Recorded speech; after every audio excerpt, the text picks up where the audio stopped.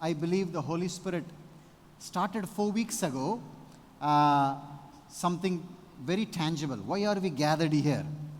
We started by that, gathered for a purpose. And I thought it's going to be just 1 week, but I think it's still, Holy Spirit is doing something in our midst, and is gathering us for a purpose, so that we are not just here to do church on Sundays and then carry on with our life. And the concept of church has been taken totally out of context. So what we're going to share today might not end today. It may continue flow over to the next week. So this is the 4th week, Gathered for a Purpose, part 4. And this part 4 won't be even stopped today. So it will continue probably next week, because I don't want to rush it. How many of you know, how many of you can agree with me, we live in a very crazy times? Yes? Do we live in a crazy times? And how many of you know that we live in a times where our logic cannot find answer to the problems we are facing? Yes? And I want to turn your attention to one scripture. I want you to turn your Bible to Matthew 17:21. Matthew 17:21. Matthew 17 is a very interesting passage, because it's a passage where Jesus just revealed himself he got transfigured. He took his 3 buddies, he went up there, he got transfigured, and then he comes down, and he's got the rest of the 9 of them. They were trying to set one person free from a demonic oppression. You know the story. I'm setting up the context. And these people goes to Jesus and said, these guys, your disciples, they've been probably there almost 2.5 years now. He's at the tail end of his ministry on earth. And these guys, I brought these people, my sick person, I brought it to your disciples, and they could not heal this person. So do something. And then Jesus looked at his disciples, he rebukes them, and then he heals them. Then they go back to their private meeting. Maybe they're having some cup of chai, I don't know what they're doing, but they're having a time and they're talking. And then one guy, John, is called the lover of Jesus. He asked this question, and Jesus answers this. This is the context. Okay? But this kind is cast out only through prayer and fasting. And today, this morning, we're going to be talking about Gathered for a Purpose, part 2, fasting. And for some of you, for the first time you're here, just want to give you a recap on it. So the recap is, we've been talking about how the early church was. The early church had all these 7 things part of their DNA. This was how the early church functioned. If we are to model a church, we should not look at internet, look at the mega churches in America or mega churches in India and copy and say what tricks they are doing, or what tactics or what program they are doing, and so that we can copy it, so that we can attract people. One of my dear friend lives in another state. He is also a church. Sharon knows Jacob. And so we talk most often about these things. And he said something very interesting. We have turned people from a person to a program. The church has turned people from a person to a program. So people come to church thinking they're going to have a good time. That's why people say after service, they come to the pastor and say, I enjoyed your message. Have you heard that? I mean, you might have said that to me. I have said that. We did these mistakes. And there's nothing wrong in that. It's to be encouraged and it's fine. But we have moved from encounter to entertain. When we move from encounter to entertain, what happens? The person takes the second place. Program becomes a highlight. When program becomes a highlight, what happens? We are more concentrated on how we gonna feel. So we come to church with an expectation that today I'm going to feel, oh, that song so good, no? It felt so nice. That pastor, that 7 points, that's so good. That joke, wow, he's got a sense of humor. It's so nice. And then we go back talking about it in our car, in our bike, thinking about it, and then go to eat biryani. I mean, Sundays is a good feast day for many of you. And then we carry on with our life. Then Monday to Friday, it just work, because your boss is pestering. You are in a bond. Though you are not a bond in Christ, you have a bond in another place. And then you work, Saturday free, Sunday you come back. This is like a routine every week, day in, day out. And then we kind of numbed. Monday to Friday, we are numbed to the things. That's called the numb factor. We are numbed to what's going around. We kind of, like the horse that's got his eyes closed. We just go do our stuff. So anything that comes around us, we don't feel it. And I'm making a very blanket statement. I'm not talking particularly maybe for you. It's not the case. This is the blanket statement I'm making for many people. That's why what happens is, when it comes to things like entertainment, when it comes to things like politics, when it comes to things like education, when it comes to things like healthcare and sanitation, poor and needy, the church kind of isolates itself and we create a safe zone. But church is never like that. Church is supposed to be a candle that sets upon a hill that shines light in the midst of darkness. So people can find hope in church. Christ is the hope. So the early church had all these 7 things. They had worship, was not an event, it was a lifestyle. Word, what's a lifelong communication? It's a lifestyle of supernatural. They took the word, not just, I grew up in a Indian, Tamil, Pentecostal background, but I was super non-Christian before. So I used to watch all those crazy horror movies and come back, keep the Bible next to my pillows. I don't know whether you have done that. Your smile tells me maybe yes, but I don't need confession. But I think that keeping the Bible next to your pillow protects you from kind of, when I grew up, I watched that movie called Padimunam Number Veedu. It's a very crazy, those days, that was 25 years ago, So you feel like, wow. And then somehow you feel like you're sitting next to your pillow makes you feel you're protected. So we kind of encounter this Bible as some myth to protect us from all evil. Like some religious fellows, they try it on their, here on the cop or something they do. So we use this as a magic book, not as a life book. And then communion. We take communion every day, every week. I encourage my family here in Papa's house to take it at least every day, so that you can have a deep revelation of the cross, because cross defines who and me are in Christ. Without cross, it will be another religion. Cross tells you Christ paid. Amen. So, and then you have fasting and prayer, constant communion with God, giving because He gave Himself first. And it's not manipulation. That's why we don't say we have an offering, we're going to take an offering. God loves a cheerful giver. We don't have an offering box. It's up the back. It's up to you and God. It's a relationship. It's a sign of worship. And many of you here are faithful in your first fruits. And I am a witness, being your pastor. I see who puts what, and I see and I thank God for you for that. So evangelism, Christian living is experience and expression. And then comes discipleship. Discipleship to be a better representative of the kingdom citizen. So these are the 7 things the early church practiced. So what we did last 3 weeks, we unlocked a few things. We talked about discipleship, we talked about evangelism, and I thought we are done, but then the Holy Spirit was telling, talk to them today about fasting. And I wanted to talk from one particular passage about fasting, but just before that, we wanted to just want to highlight a few things. 2 Chronicles 7:14. This is what we talked last week. 2 Chronicles 7:14 is the scripture that we said, if my people, that means God says, if God's people repent, the consequences of our repentance is what? Healing in our land.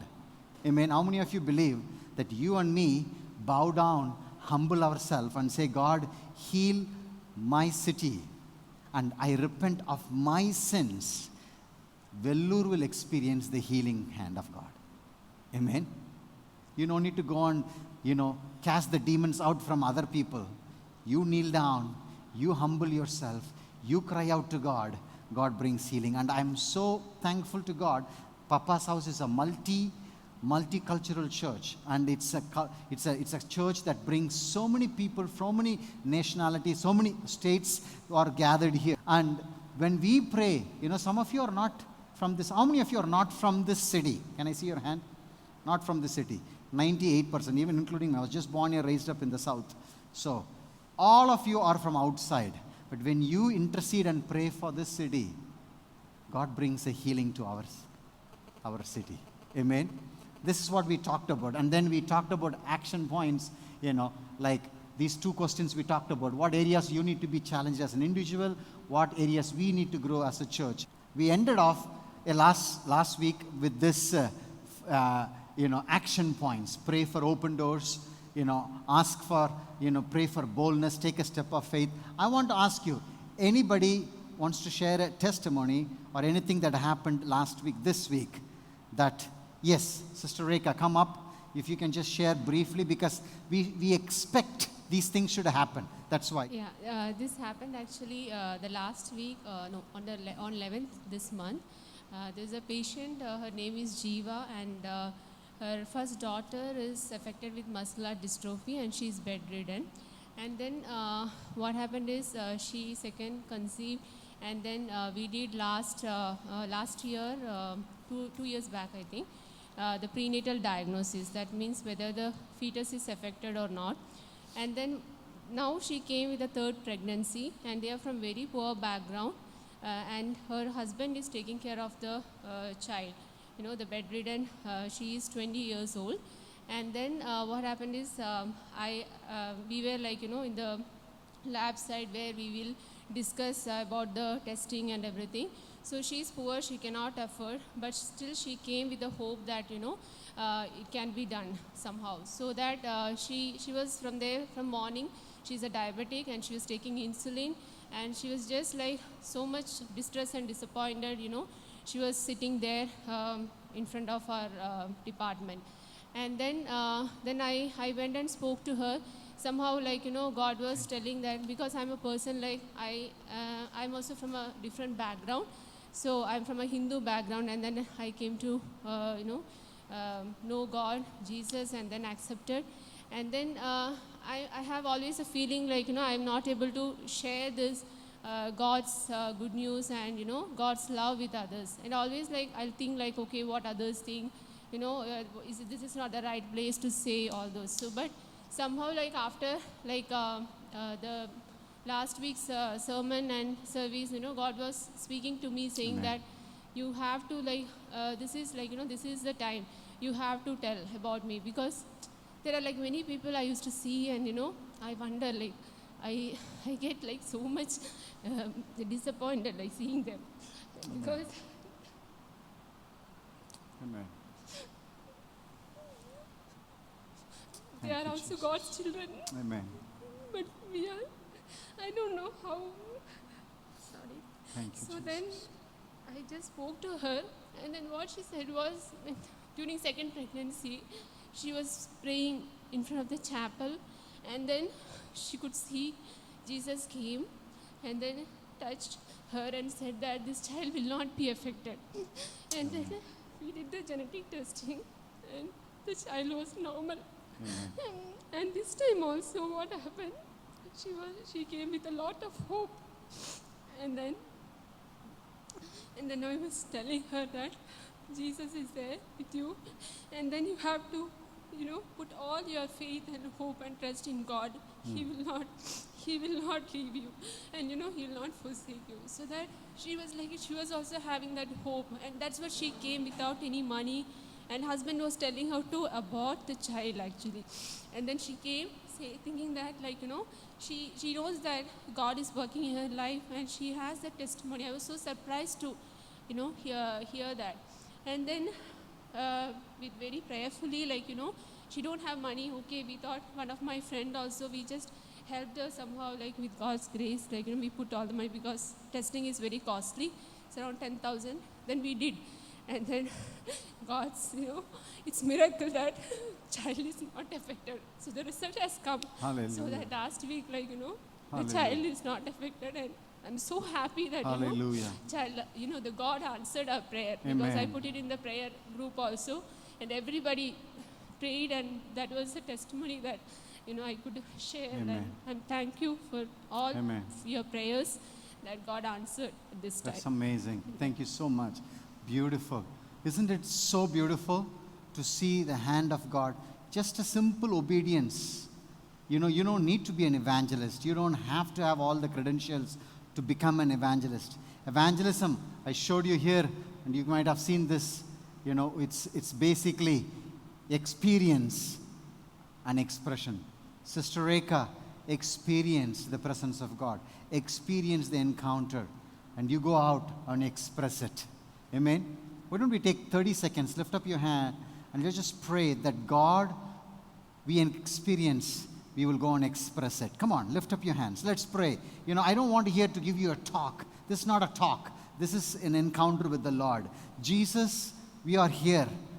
We are here as we experience you. We want to express. Give us that boldness, Father. Give us that boldness. Thank you, Jesus. Yes, Lord, the harvest is plenty. The laborers are few. Here we are, Lord. The most dangerous prayer you can pray is, here I am, Lord, use me. That's the most dangerous prayer. So, Father, here we are. Use us for your glory. In Jesus' name. Amen.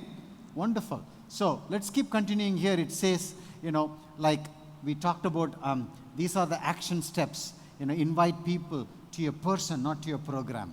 And this helps us to understand that Christian living is not just for Sundays.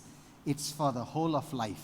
Amen. So today we will unlock, I'm not sure we will have the time. It's already 10:48. We will unlock the whole sermon. Maybe it will flow over to the next week. So this week we will talk about Matthew 17:21. This is the context where Jesus said, there are certain things in life, it's not going to change unless you fast and pray. And we're going to talk about how important is fasting. And I wanted to share a couple of thoughts on that. Fasting it's not an event, It's not an event, it's a lifestyle. It's a lifestyle. And it's this Matthew 4:1-2. Jesus was led by the Spirit into the wilderness to be tempted by the devil. After fasting 40 days and 40 nights, he was hungry. Including the role model, the Messiah, Christ, he fasted. And it's a requirement. Bible never says if you fast. Bible says when you fast. So there in Matthew 6 you find 3 when. When you pray, when you give, when you fast. So it's a requirement. Just like this camera need tripod for the camera to rest. For our Christ living, we need those 3 legs: giving, praying, and fasting. Many times we Christians try to live in 2 or 1, praying, and that's why we lived in an imbalanced lifestyle. We need the tripod. We need the prayer, we need the giving, and we need the fasting. And let's look a little bit about this in Isaiah 58. And that's where Isaiah says something, what is true fasting? And it's up here. It's up in the screen. It says, this is the kind of fast I desire, God desires. Remove the heavy chains of oppression. Stop exploiting your workers.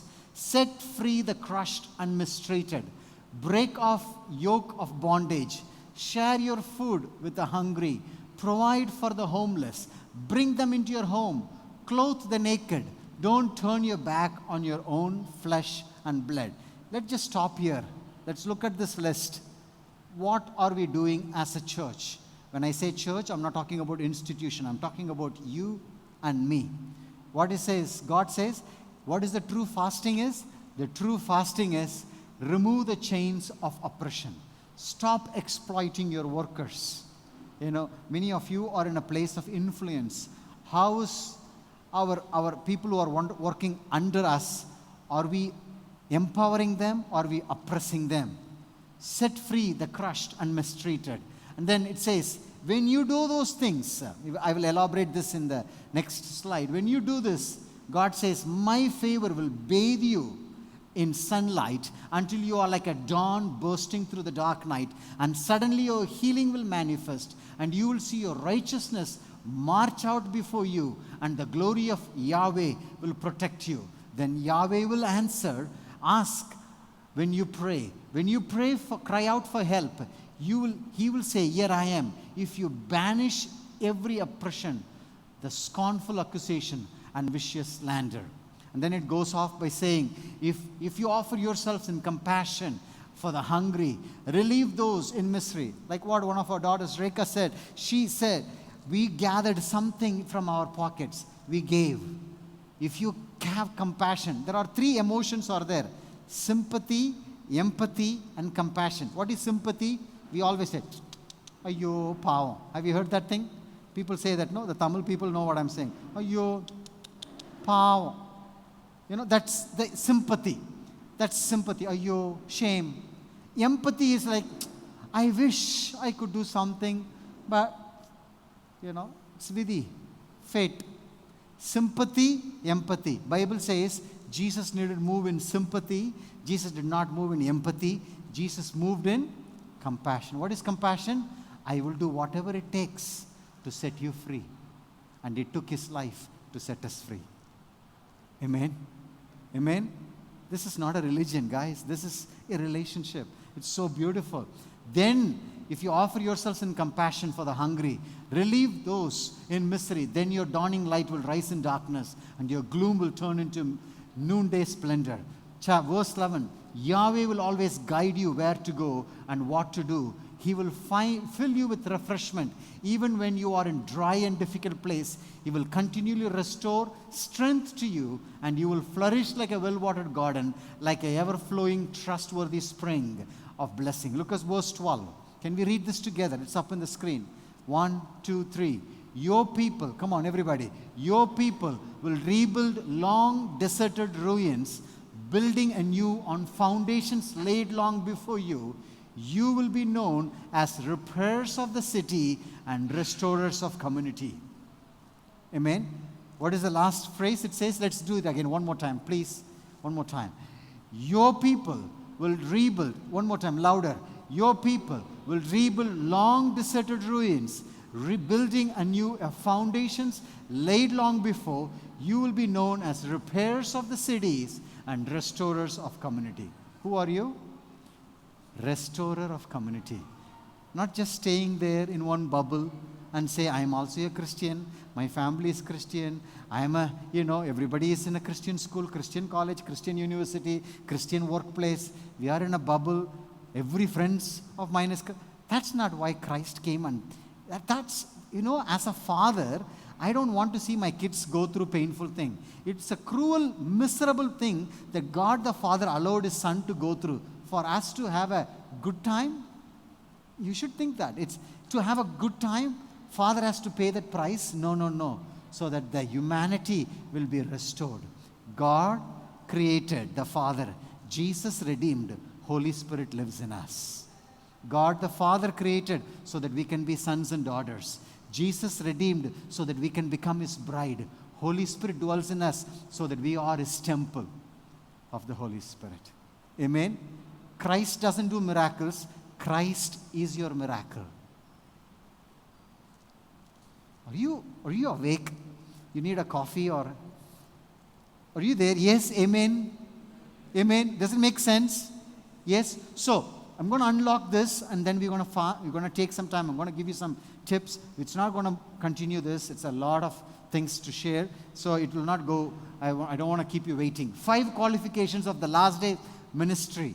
These are the 5 things God is asking if you are fasting. He's saying, commit to banish every form of oppression from our life. Churches and society. What is oppression? Oppression of not telling the truth. Oppression of, keeping elitism. Oppression of saying, I am better than you. Social class. Today in India, there is no racism, but there is regionalism. We have cliques. We talk about it, and that's not nice. That's an oppression. That divides people. Hello? And we have oppression from churches. As I told you last week, we talk about CSI and CNI. Now, I was told, criminals of South India and criminals of North India as a Pentecostal. I grew up thinking that. But I found out there are more criminals in Pentecost than in the CSI denomination. And when we have this, that's what Jesus says. Banish. You know what is banish? Put away. Throw like a trash. Banish every form of oppression. It's not about just praying. It's not about just I'm fasting, skipping one meal. No, it has to manifest in our areas of life. Number 2, look at that. Remove scornful accusation. In other words, criticism of others and their ministries. It's very important, right? Yeah, Aaron is good, but Gideon is good, but sometimes people say, I know this pastor is powerful, but I know him 10 years ago, how he was. That's criticism. Let me tell you, when you criticize, Holy Spirit leaves. Hello? That's one of the reasons I never go to pastors' meeting, because when I gather, 2 or 3 pastors gather, they always criticize about the pastor who never came. It's the reality. And we always talk. And in CMC, you guys have so many fellowships. Sheep fellowship, lion fellowship, goat fellowship. All those fellowships are there. And sometimes, one fellowship is criticizing other fellowship. And what is the point of that? The fellowship is what? According to Reinhard Bonnke, fellowship means 2 fellows in a ship. Communicating. It's God and you. But we communicate and criticize one another. How can we see kingdom of God explained? It's not going to work. Number 3, forbid to spread malicious slander. Outright lie. Outright slander. We say things that's not true.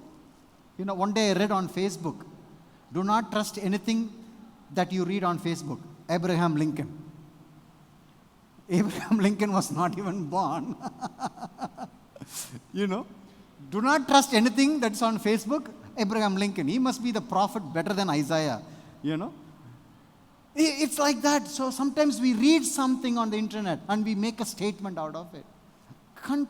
Forbid malicious slander. Have compassion for the poor and disenfranchised.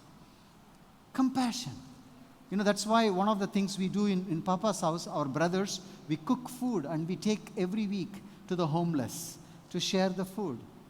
And some of you have joined either financially or contributed or even came during the pandemic time. We were cooking for every day, 100 to 150 meals. We were giving out for more than 60 days during the entire pandemic time.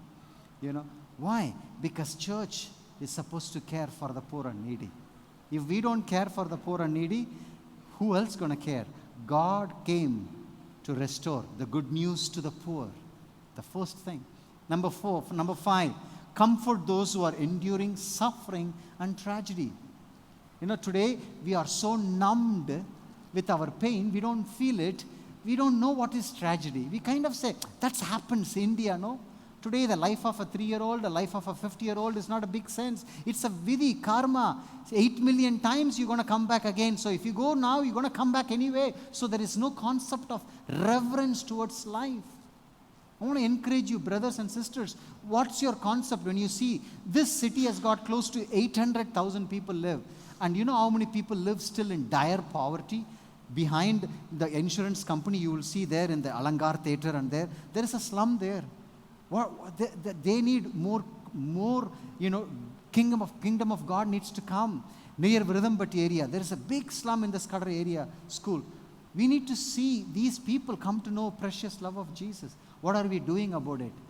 What's our role? What is the role of church? I'm not talking about giving material things. I'm talking about how can we see poverty become a history? How can we see that the kingdom of God affects every area of our life?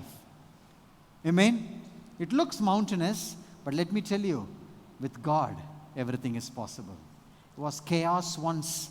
The cities of Brazil, cities in Korea, South Korea, it was chaotic. But God restored. When people like you and me humble ourselves, pray, there is a healing in the land. Amen? Amen. Now, if you do these things during fasting and praying, these are the things God will promised. Our spiritual light influence will increase in our communities. There's a guy called John C. Maxwell. Anybody heard about him? You might have heard. John Maxwell.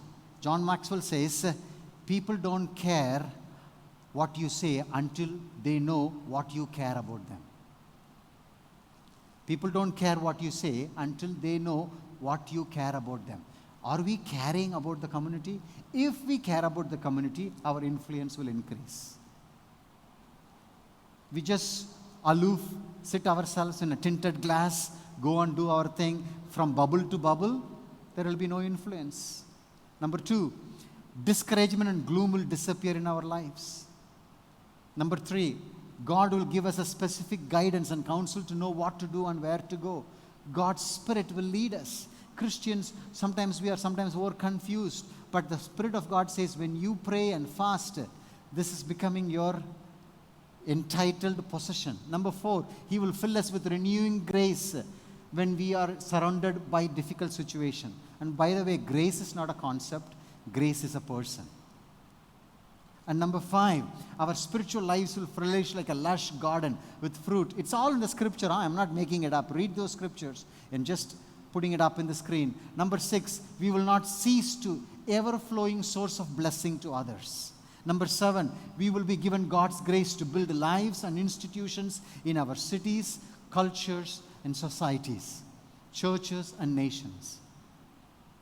110 years ago, there was one teenage girl came to see her dad, and she saw the pain that a Muslim young girl could not be delivered because her dad was not allowed as a man. She went back, studied medicine, started this institution called CMC. A cobbler guy got a revelation that Indians need Jesus. A cobbler, shoemaker. He was not from a prestigious elite nobility background. He was a shoemaker, down class. In the England, they have class. Here we have caste. All same demon. And he came, learned Bible. In 14 languages he's translated. My brothers and sisters, when we fast and pray, God gives grace to rebuild lives. He gives us grace to rebuild lives. You know, somebody asked Mother Teresa, you see so many poverty, how are you going to, what is the answer? She said this, one child at a time. One child. I had a privilege to minister there many years ago. Let me tell you, I may not agree with our doctrinal belief. That's different. But look at the gold in what Christ is doing. One child at a time. Amen. Number 8, we will take up legacy of our spiritual fathers and build on their foundation. 9, we will have a testimony of healing cities. Like this testimony, what you hear, that will be the healing cities. Testimony of God healing our cities. I like Vivek's faith because he's so passionate to see Vellore bowing before Jesus, India bowing before. I'm so God honors those faith when we do it in His way. Amen. We want to see Vellore being healed. How many of you trusting God, Vellore to be healed? 2.5, 4, 5, 6, 7, 8. Amen. Do you believe Vellore to be healed? If Vellore is healed, many of us who are working in the medical field has to find job somewhere else. Hello? Sometimes when we pray, that's the consequence of our prayers. But that's a good thing. That's a good thing because there are so many other cities. India has got 300 B category cities. And there are 50 A category cities. Vellore comes under B category cities. And there are more than 10,000 C category cities under the population of 40 to 100,000 people. So there are lots of cities we can go and bring Christ. Hello? Some of you are like, yes, brother, I'm waiting for my bond to finish. No, that's not what I'm talking. I'm talking about the reality of this. Amen? So that Christ can heal the city. And Jesus said, I didn't come to just one city. I'm called to go to other cities to preach the kingdom. And last but not the least, we will restore our well-being to our communities. It has to reach. This building is not for church. This building, God healed our son from autism. God gave a burden. And we felt in our heart that this area are surrounded, there is no school for kids with special needs. God gave this vision. This is not for church. Sunday only this is. From Monday to Friday, there's going to be partition. We are starting, God willing, this June, school year. And it will continue, it will grow. Our prayer is from KG, it will go all the way up. So We're stepping out in faith. We want to see the one who healed us can heal others. Amen? Amen. Not to keep it us. Now, I know it's late. I'm going to wrap it up. Bear with me, and we will continue next. I just want to finish off with this. Who are we as Papa's house? I want to give this challenge. Number one, we are a multicultural family of God. That's who we are. It's not a monoculture. There is no partiality here. We are a multicultural family. If you look around everywhere, everyone is from different state, different expression. Just because it's different, it doesn't mean it's wrong. It's just different. That's it. Amen? And then we believe in a naturally supernatural God. Here there is no hierarchy. I don't encourage people to call me pastor or anything. It's just tell, you call me by name. If you're uncomfortable, call me Anna, because I'm probably the oldest guy here. I mean, my brother Sunil is the oldest, so I have somebody above me. So, and then you call me Anna or Thambi, it's fine. We just walking together. We are getting to know our daddy. Somebody is in front of us doesn't mean to dominate, but to lead us in a better way. That's it. And we practice hospitality. We are xenophilios, not xenophobia. This is a Greek word. Xenophilio means friend. Xeno means friend. Filio means love. Friend to a stranger. And xenophobia, xenophobia, so there's the lack of space. What is it called? Claustrophobic, no? Yeah. And xenophobia means scared of strangers. So we are not scared of strangers. We love diversity. It's a family of Papa's house, love diversity. And I tell them, to all my Tamil-speaking friends who ask me, brother, what caste are you? And I tell them, I cast all my caste upon Jesus. My grandparents from my mom's side, they are Brahmins, like Rekha. They're Brahmins. But my dad's side, they are Dalits. We are married, and I married a white girl. I'm like that Kisan mixed fruit jam. All mixed. No caste. I cast my caste upon Jesus. I have no caste. And that's it. So we are a multicultural, we practice hospitality. Philios, not xenophobia. And this is the last one. We do what Jesus commanded us to do. Pray, meditate on His word, give, and fast. Amen? So, I wanted to ask you to take about this, and we don't want to continue this. It will take us to the next session. We probably will come back, God willing. Next week we'll talk. But I wanted to stay here. If you can take a few moments here, this is what the Lord has promised us. But let's not do it for the sake of promise. Let's do it because, let's ask this question. What needs to be cleansed in our own lives? Do I need to forgive somebody? Or do I need to ask God? Maybe some criticism I need to let go. Maybe gossip. We Christians are very good in gossip. We call it differently. What is it called? Prayer request. We call it prayer request. Just sharing with you, nothing big. Just sharing. Just sharing. Have you heard that? Just sharing? Yes, Brother Benny, yes. Lots of just sharing, people share, Just sharing. It's called gossip. And when you gossip, Holy Spirit leaves. Holy Spirit lives in holy bodies.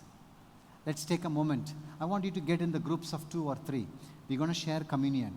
And this communion is for those who received Jesus in your life as your personal Savior. It's not for everyone. Yes, He died for everyone, but we take this communion for those who received Him in His heart and say, Christ is now in my heart.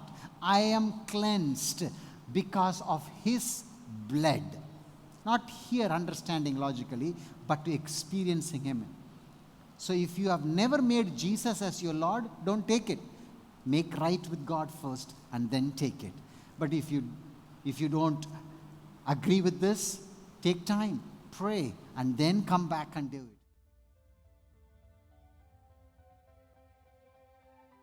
Here are some announcements. If you have missed any of our sermons, you can watch them by logging in on Papa's House through YouTube, SoundCloud, iTunes, and Facebook. We have a family support program where we support single mothers and their children by getting provisions through finances and opportunities to earn a livelihood through small businesses. Every Friday, through our homeless feeding program, our team prepares and distributes food packets for homeless people in and around Vellore. We would encourage you to join us in this program by either preparing or distributing food packets, and also by considering making your generous contributions through your finances. If you consider yourself to be a part of Papa's house, then we would encourage you to send your tithes and offerings. But if you are visiting Papa's house for a few occasions and led by the Spirit, and you feel that Papa's house has made a difference in your spiritual life and your connection with Christ, you could consider sowing a small seed through an offering. We would make sure it falls on the good soil so that it reaps a good reward from God. You can find the details of the bank accounts and Google Pay should you decide to send in your offering to us. We will intimate to you once we have received it. Also, here are the links on how you can reach and follow us.